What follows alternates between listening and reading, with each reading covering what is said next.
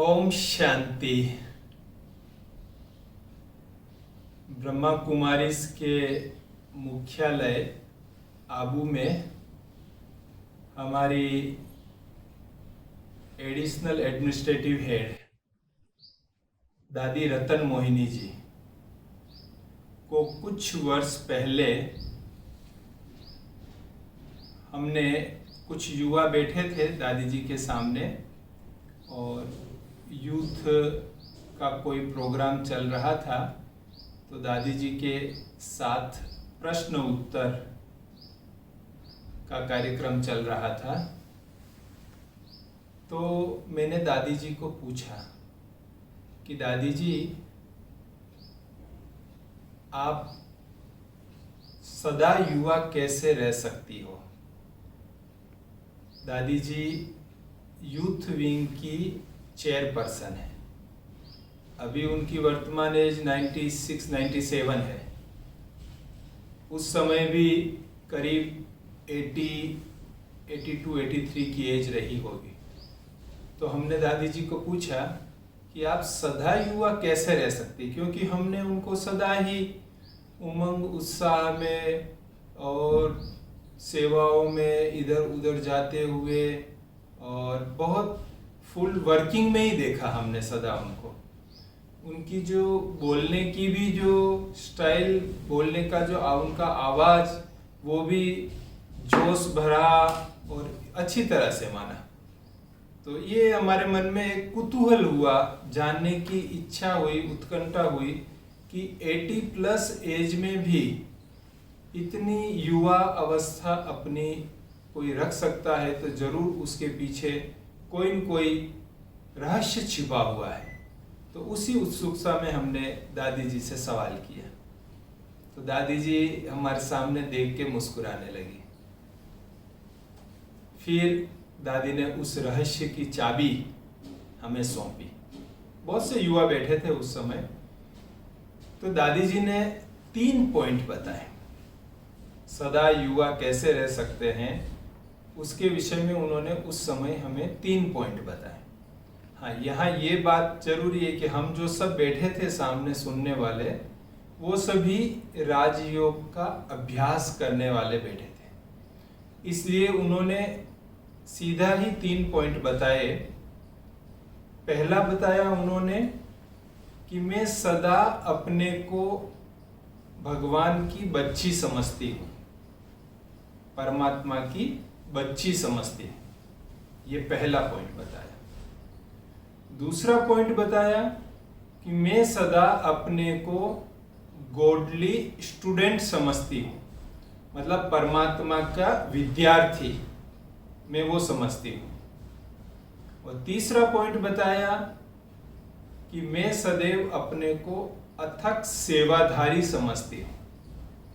ये 3 बिंदु दादी जी ने हमें बताए और उन 3 बिंदुओं का थोड़ा विस्तार भी दादी जी ने बताया। उन विस्तार पर जब मैंने मनन चिंतन किया और उनकी गहराई में जाकर उस रहस्य को जानने की कोशिश की, तो मेरी आंखें में चमक आ गई कि ये तो बड़ा गूढ़ रहस्य है। अगर इन 3 बिंदुओं को हम यथार्थ रीति समझ जाएं, तो हम सदा युवा रह सकते हैं।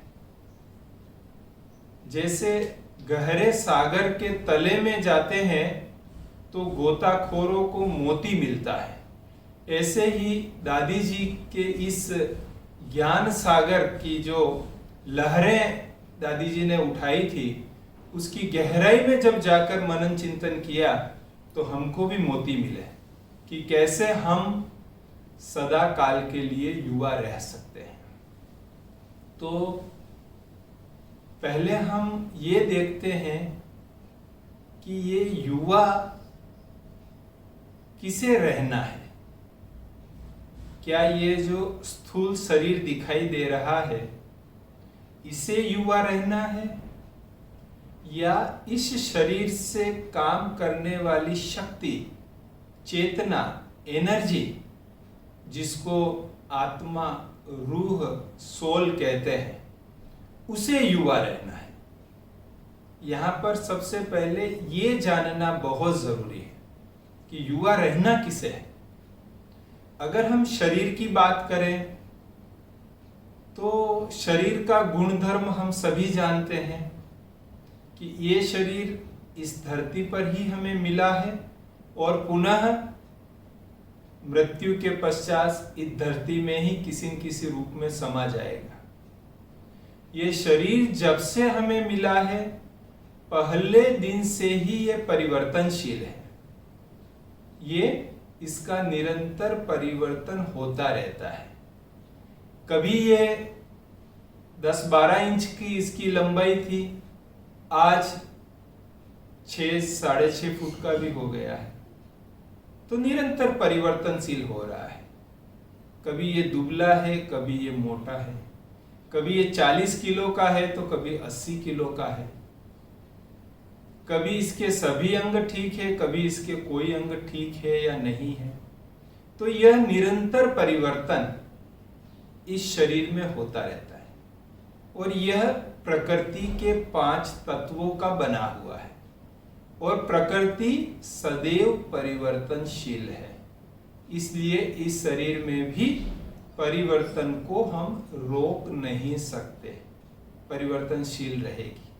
हाँ, इतना जरूर है कि वर्तमान समय जबकि चारों तरफ बहुत प्रदूषण है, खान पान में बहुत मिलावट है, व्यवहार में बहुत कटुता है, नेगेटिविटी फैली हुई है, इसीलिए इसको कलयुग कहते हैं। तो प्रकृति का भी स्वरूप जो है अभी वो शुद्ध स्वरूप नहीं रहा। प्रकृति में भी हर प्रकार से मिलावट है और उसके कारण प्रकृति के तत्वों से बना हुआ ये शरीर ये भी जल्दी जल्दी बदल रहा है।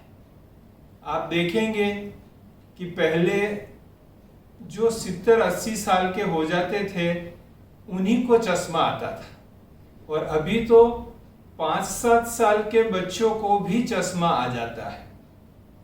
पहले कहते हैं, मुझे याद है हमारे दादाजी का, वो मृत्यु तक जो है वो दांत रहे हुए थे और अभी तो 20-30 की उम्र में ही नया दांत लगवा देते हैं, डेंचर लग जाता है। पहले तो 60-70 की उम्र तक काले बाल रहते थे और अभी तो बाल केवल सफेद ही नहीं होते हैं लेकिन मेरी तरह चले भी जाते हैं बाल कम उम्र में ही। सो प्रकृति के तमो प्रधानता के हिसाब से प्रकृति के ही तत्वों से बना हुआ ये शरीर भी एक प्रकार से कहें कि तमो प्रधान की श्रेणी में ही है और उसके कारण से इसका बूढ़ा होना और जल्दी बूढ़ा होना स्वाभाविक है। पहले की उम्र में 70-80 साल में भी एक युवा की तरह लोग काम करते थे और अभी तो 30-35 साल की उम्र में भी थकान होने लगती है। रूसी फिलोसोफर टॉल्स्टॉय, लियो टॉल्स्टॉय के बारे में आपने सुना होगा। उसकी कहानियों में एक इसी प्रकार के दादा, पिता और पोता उसकी कहानी आती है और बहुत सुंदर वर्णन उन्होंने किया है कि कैसे जो है वो दादाजी अभी भी यंग है और पोता जो है वो बूढ़ा हो चला है। बहुत सुंदर वर्णन उसका है। तो ये प्रकृति के बने हुए शरीर का तो ये संभव है कि इस प्रकार से ये समय से पहले या समय पर इसका बूढ़ा होना स्वाभाविक है। यह सदा युवा नहीं रह सकता। यह सत्य हकीकत है जिसे हमें स्वीकार करना ही होगा।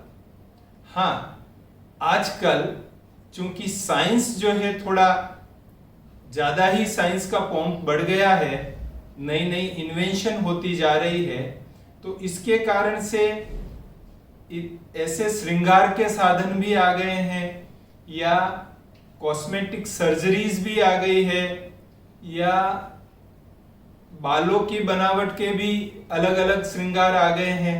तो उन सब के कारण कुछ मेडिसिन्स भी ऐसी आ गई हैं, तो उन सब के कारण युवा रहने का थोड़े समय का प्रयास किया जा सकता है कि थोड़े समय के लिए युवा अवस्था दिखाई दे, ऐसा प्रयास करेंगे, कुछ कपड़े ऐसा पहन लेंगे।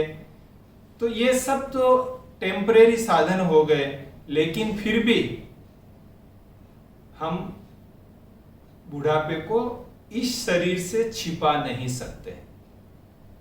और हकीकत तो ये है, आप अखबार उठा के देखेंगे, आप टीवी न्यूज में देखेंगे या अन्य न्यूज के माध्यमों से आप देखेंगे, तो जो एक्सीडेंटल मतलब अनटाइमली डेथ जिसको कहते हैं, असामयिक मृत्यु, चाहे वो किसी रोग के कारण हुई हो, चाहे वो जीव हत्या हुई हो, स्वयं को स्वयं ने ही मार डाला हो, या और किसी भी कारण से, तो युवाओं की भी काफी मृत्यु हो रही है। सो हम शरीर की बात करें तब तक हम सदा युवा नहीं रह सकते हैं। ये हकीकत है कि इसमें हमको प्रतिदिन हम बुढ़ापे की तरफ बढ़ रहे हैं, इसको कोई भी रोक नहीं सकता। और चाहे हम कितने भी प्रयत्न कर लें, लेकिन कुछ समय के बाद चेहरे पर, हमारे चाल चलन में, व्यवहार में, बोली में हर प्रकार से बुढ़ापा झलकने लगता है। इंद्रियां काम करनी बंद कर देती है, आंखों से नहीं दिखाई देता है, कानों से कम सुनाई देता है, जीभ का स्वाद बदल जाता है, कई चीजें होती है कि हमारे में बुढ़ापे के लक्षण स्पष्ट रूप से दिखाई देते हैं। तो हम नहीं रोक सकते। तो क्या किया जाए? तो फिर सदा युवा कैसे रह सकते हैं?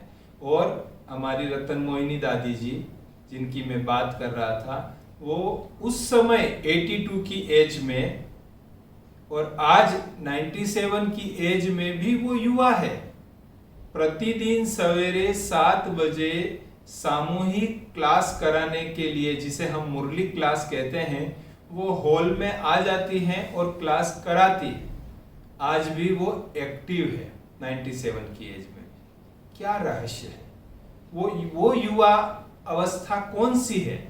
वो जिसका दादी जी ने वर्णन किया था, जो 3 गोल्डन कीज दी थी दादी जी ने। तो इसके लिए हमें ये समझना आवश्यक है कि इस शरीर को, जिसको हम युवा रखना चाहते हैं, वह तो युवा रहेगा नहीं।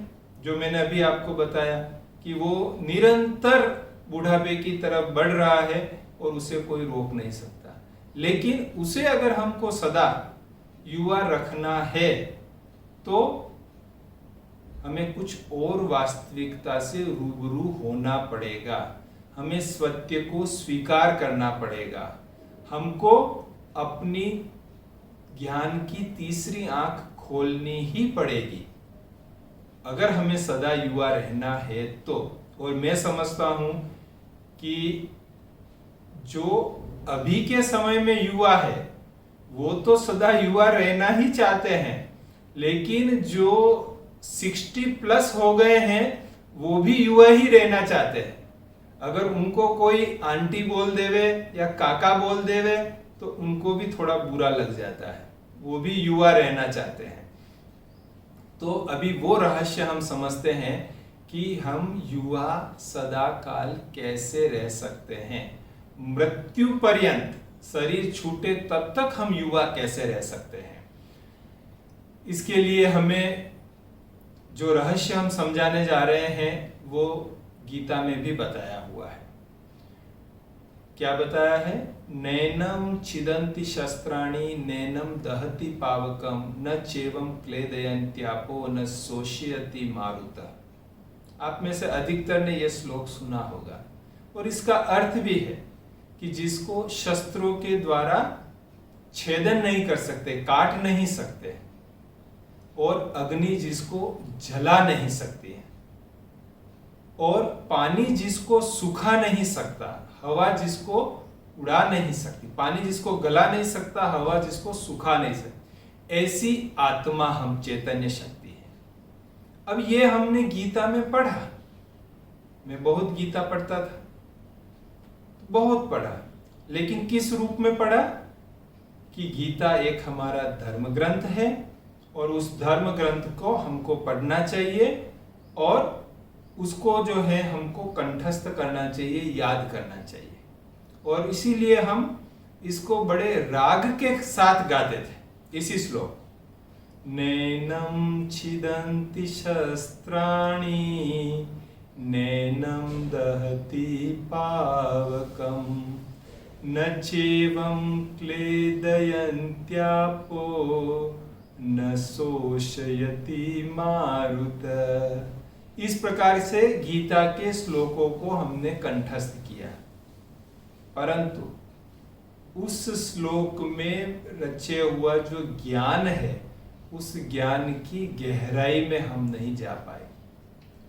अर्थ भी समझ लिया कि इसका अर्थ ये है, अर्थ सहित याद था, लेकिन उस अर्थ का जो स्वरूप बनना था वो हम नहीं बन पाए और उसके कारण से वो अनुभव नहीं हुआ। जब ब्रह्मा कुमारी विद्यालय में राजयोग का 7 दिन का कोर्स किया, निःशुल्क होता है, 1 घंटा रोज होता है, तो जब वो कोर्स किया तब पहला ही लेसन इसी श्लोक पर था, अपने बारे में था कि आप कौन है। मुझे बड़ा आश्चर्य हुआ, आप कौन है? ये तो मैं जानता हूं, मैं कौन हूं, कि भाई मैं ललित हूं, या मैं ये उस समय में पढ़ाई पढ़ रहा था तो सीए की पढ़ाई कर रहा हूं, मैं वहां पे रहता हूं, मैं ये करता हूं, वो सब पता था। लेकिन जो असली रहस्य था, भले मैंने कई बार पढ़ा था, लेकिन चूंकि उसका स्वरूप नहीं था इसलिए वो परिचय भी नहीं देता था।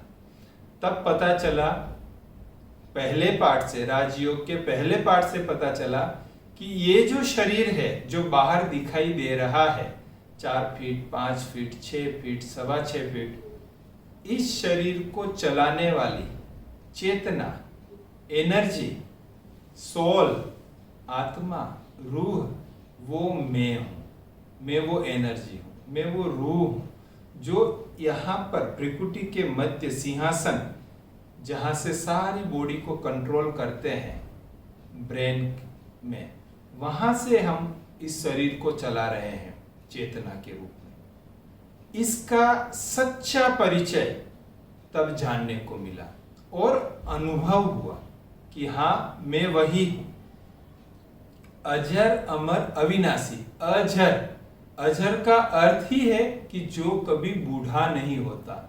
जर मतलब बूढ़ा होने वाला, अजर मतलब जो कभी बूढ़ा नहीं होता, अमर जो कभी मरता नहीं है, अविनाशी जिसका किसी भी प्रकार से विनाश नहीं होता, वो चैतन्य आत्मा में हो।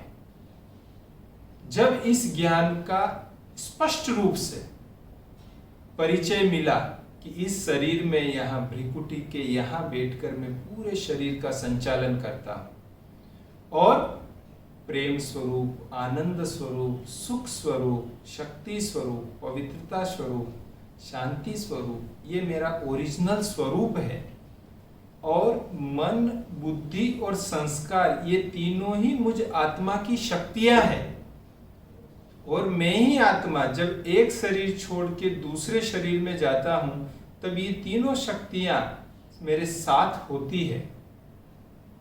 तब इसका जितना जितना रियल परिचय मिलता गया, उतना उस स्वरूप में हम स्थित होते गए कि मैं चैतन्य आत्मा हूं। और जब उस स्वरूप में स्थित हुए और उसके अनुसार हमने कार्य किया, तब अनुभव हुआ कि मैं सदा युवा रह सकता। ये कोई स्लोगन नहीं है कि जिसको रटकर हम युवा रह सकते हैं। ये कोई स्वमान नहीं है कि जिसको केवल कंठस्थ कर लेने से हम युवा रह सकते हैं। ये कोई दवाई नहीं है कि गोली लेने से हम युवा रह सकते हैं। ये कोई मेकअप का सामान नहीं है कि जिसको लगाने से हम युवा रह सकते हैं। यह एक प्योर हमारी आइडेंटिटी है, हमारा सच्चा परिचय है। जिस परिचय में हम स्थित रहते हैं, जिसकी हमको निरंतर स्मृति रहती है, जिसका हम स्वरूप बनते हैं, जिसको इंग्लिश में कहते हैं कॉन्शियस, सोल कॉन्शियस स्टेज जब हमारी रहती है, तब हम सदा युवा रह सकते हैं। गीता में बहुत सुंदर शब्द किया कि क्षेत्र क्षेत्रज्ञ, देह अभिमानी, देही अभिमानी। ये शरीर देह है और ये देही है जिसने शरीर को धारण कर रखा है। तो उसका हमको रियल अनुभव करना है।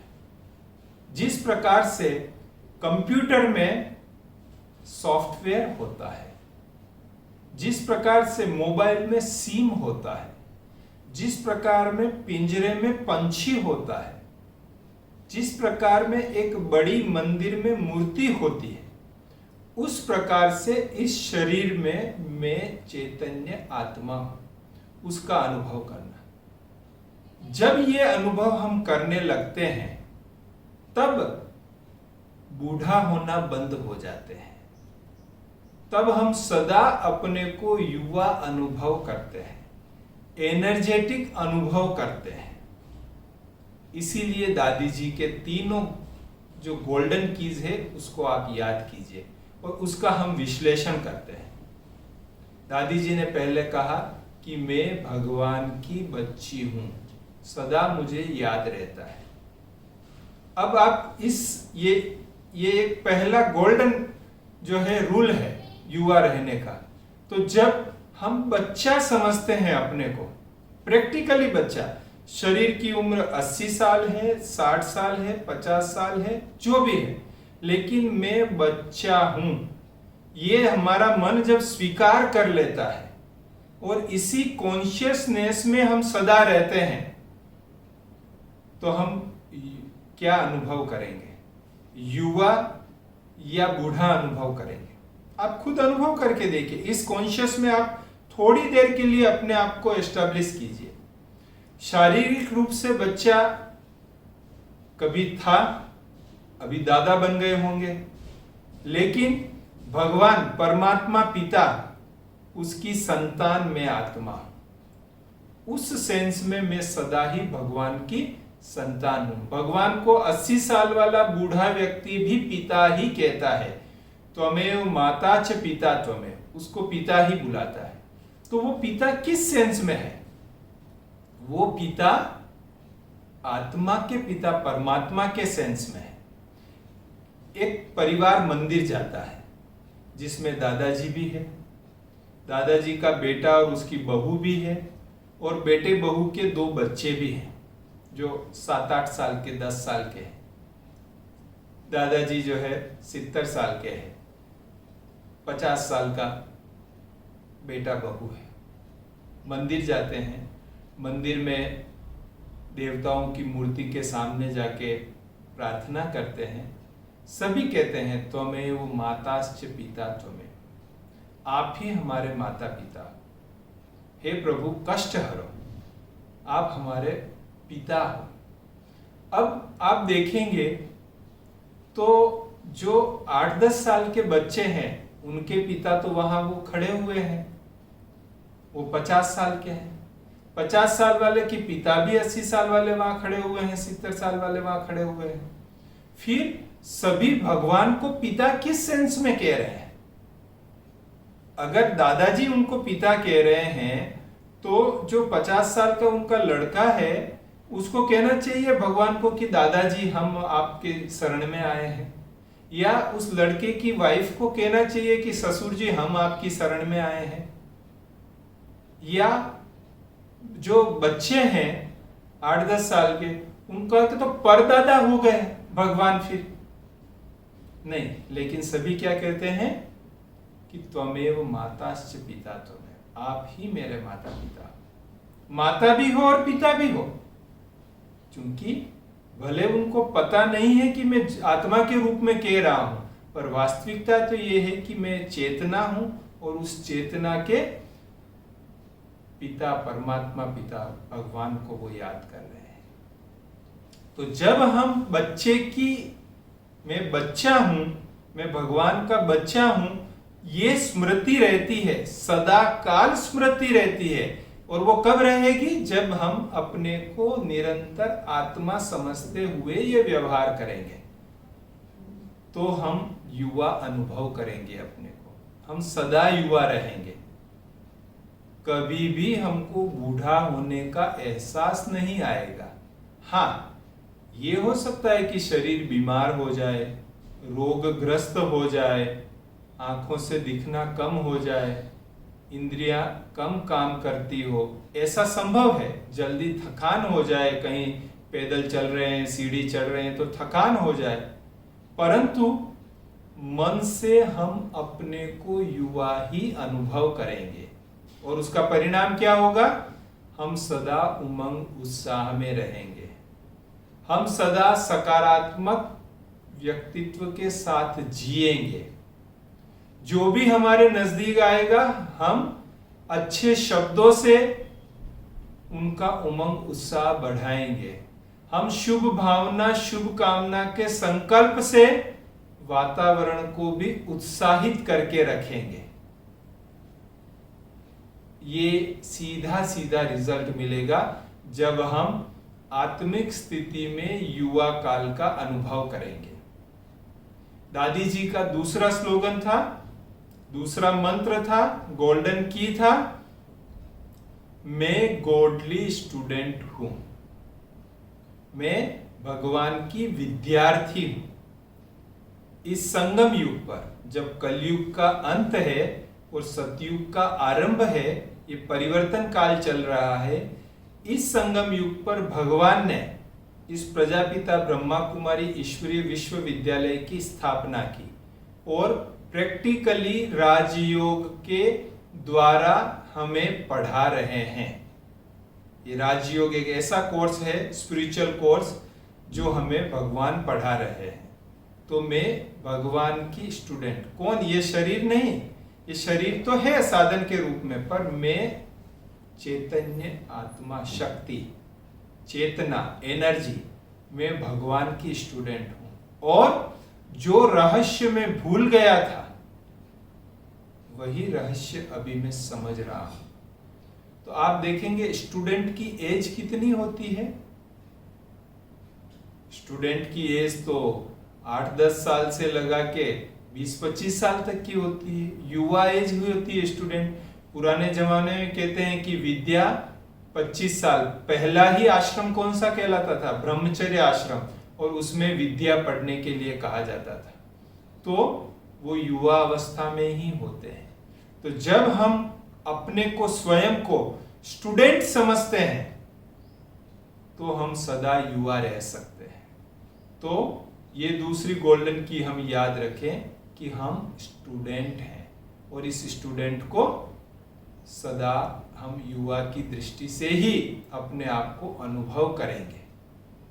तीसरी गोल्डन की जो दादी ने दिया, वो थी, मैं अथक सेवाधारी हूं। भगवान ने जब आके इस ईश्वरीय विश्वविद्यालय की स्थापना की और हमें इस राजयोग का ज्ञान पढ़ाया, समझाया, अभी भी समझा रहे हैं, तो उसके साथ साथ हमें सेवा करने के लिए भी कहा। और क्या सेवा करनी है? यही सेवा करनी है कि सभी की ये तीसरी आंख खुल जाए, और इस तीसरी आंख से हम स्वयं के असली स्वरूप को पहचान सके।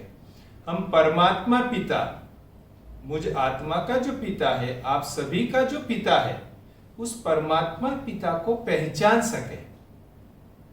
इसके लिए ये सेवा करनी है कि सभी को यह ज्ञान सुनाना है, सभी को ये अनुभव कराना है। ये अनुभव कराने की सेवा करनी है कि इस शरीर को चलाने वाली मैं चैतन्य शक्ति हूं। अगर हम अपने को शरीर समझ के सेवा करेंगे तो हम 60 साल 70 साल में थक जाएंगे, फिर हम ज्यादा सेवा नहीं कर पाएंगे। लेकिन अगर वही मैं आत्मा भगवान की संतान ये समझ के जब मैं सेवा करती हूं तो कभी भी थकते नहीं है, सदा ही उमंग उत्साह में उड़ते रहते हैं। और ही हमारा उमंग उत्साह देख के लोग उमंग उत्साह में आ जाते हैं कि अरे इस उम्र में ये इस प्रकार से कर रहे हैं, शरीर की उम्र कुछ भी हो गई, इस उम्र में ये इतनी सेवा कर रहे हैं तो हमें भी करना चाहिए। तो उस समय शरीर याद ही नहीं रहता है, केवल चेतना ही याद रहती है, ज्योति बिंदु स्वरूप चेतना, वो मैं हूं। तो कोई थकने की बात ही नहीं है। हाँ, शरीर को थोड़ी थकान लगी, कुछ खिला पिला दिया, थोड़ा आराम करा दिया, ठीक हो जाएगा शरीर थोड़े ही कोई थकता है। इसी ईश्वरीय विश्वविद्यालय की पूर्व मुख्य प्रशासिका, जिनका अभी मार्च 2020 में ही देहावसान हुआ, दादी जानकी जी थे। वो हेड ऑफ ब्रह्मा कुमारीज थे। उन्होंने 104 वर्ष की आयु में शरीर छोड़ा और 104 वर्ष की आयु में भी वो फुल एक्टिव रहते थे। तो कुछ वर्षों पहले हमने उनसे भी एक सवाल किया। हमने यही कहा, दादी जी आपकी इस शक्ति का रहस्य क्या है कि आप इस एज में भी इतने एक्टिव रहते हैं? तो दादी जी ने एक बहुत जबरदस्त जवाब दिया। दादी जी ने कहा कि शक्ति खत्म ही नहीं होती, और बढ़ती है। तो हमारा कुतूहल और बढ़ गया कि शक्ति खत्म ही नहीं होती, और कैसे बढ़ती है? तो दादी जी ने कहा, अगर हम पॉजिटिव सोचते हैं तो शक्ति बढ़ती है, अगर हम नेगेटिव और व्यर्थ सोचते हैं तो शक्ति खत्म होती है। तो सोचता कौन है? आत्मा।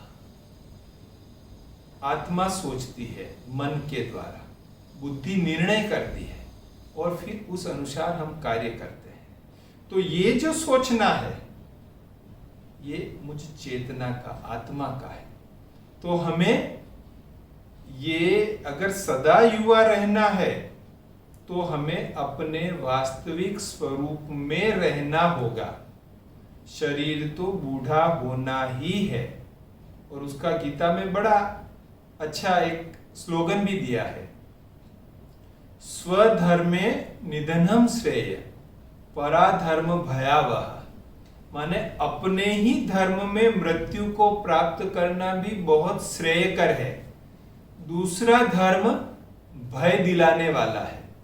यहाँ कोई शरीर के धर्म की या जो हिंदू मुस्लिम सिख ईसाई हैं इस धर्म की बात नहीं है, लेकिन स्वधर्म है खुद की पहचान, मैं आत्मा हूं, एनर्जी हूं, शक्ति हूं, ये स्वधर्म है। और पराया धर्म है ये शरीर और शरीर के संबंधित सभी चीजें, ये पराया धर्म है। तो पराये धर्म में अगर हम रहते हैं, माना ये शरीर और शरीर से संबंधित चीजों की स्मृति में हम रहते हैं, यही हमारी पहचान है, इसमें अगर हम रहते हैं तो हम समय से पहले बूढ़े हो जाएंगे। लेकिन अगर हम स्वधर्म में रहते हैं, मैं आत्मा हूं, चैतन्य शक्ति हूं, इस स्वधर्म में अगर हम रहते हैं तो मृत्यु पर्यंत, यानी जब मैं ये शरीर छोड़ूंगा तब तक भी मैं युवा रहूंगा, तब तक भी मैं बूढ़ा नहीं होऊंगा। और उसकी निशानी है हम सकारात्मक बोलेंगे, हम सकारात्मक कर्म करेंगे, सदा सबके लिए शुभ भावना, शुभकामना रखेंगे, सदा सबकी सेवा करेंगे, सदा हमारा चेहरा हर्षित रहेगा, सदा हम मदद का हाथ दूसरों को बढ़ाएंगे। ये युवा की निशानी है। उमंग उत्साह के बोल बोलेंगे हमारे। कोई कितनी भी निराश व्यक्ति हमारे सामने आएंगी, हमारे उमंग उत्साह के बोल से उसमें भी उमंग भर जाएगा। ये कब होगा? जब हम अपनी ओरिजिनल स्वरूप अपनी स्थिति में रहेंगे। तो मेरे साथियों, मुझे यही आपको कहना है कि आज के समय में हर एक युवा रहना चाहता है, सदा युवा रहना चाहता है। तो दादी जी ने हमें जो 3 मंत्र दिए हैं उसमें बिना खर्चे युवा रह सकते हैं। बाकी तो इस शरीर को युवा रखने के लिए लोग क्या क्या खर्चा नहीं करते, कितने रुपये, कितने एनर्जी, कितना टाइम वेस्ट करते हैं, और फिर भी दुख की बात यह है कि ये शरीर को युवा सदा काल के लिए नहीं रख सकते। लेकिन दादी जी के बताए हुए ये तीनों मंत्र अगर हमने प्रैक्टिकल अपनी लाइफ में अनुभव में रख दिए, मैं भगवान की बच्ची हूं, मैं भगवान की स्टूडेंट हूं, मैं अथक सेवाधारी हूं, ये 3 मंत्र अगर हमने आत्मसात कर लिए, इन 3 मंत्रों को जीवन का हिस्सा बना लिया, स्मृति में रख लिया, स्वरूप बना लिया, तो हम सदा ही जवान रहेंगे, युवा रहेंगे। और ये केवल हम ही अनुभव नहीं करेंगे, लेकिन हमारे संपर्क में आने वाले सभी ये अनुभव करेंगे। और जो इस स्वरूप में रहना चाहते हैं वो ये ब्रह्मा कुमारी के द्वारा बताया हुआ राजयोग का कोर्स करेंगे, तो इस स्मृति में सहज रूप में हम स्थित हो सकेंगे। अच्छा, ओम शांति।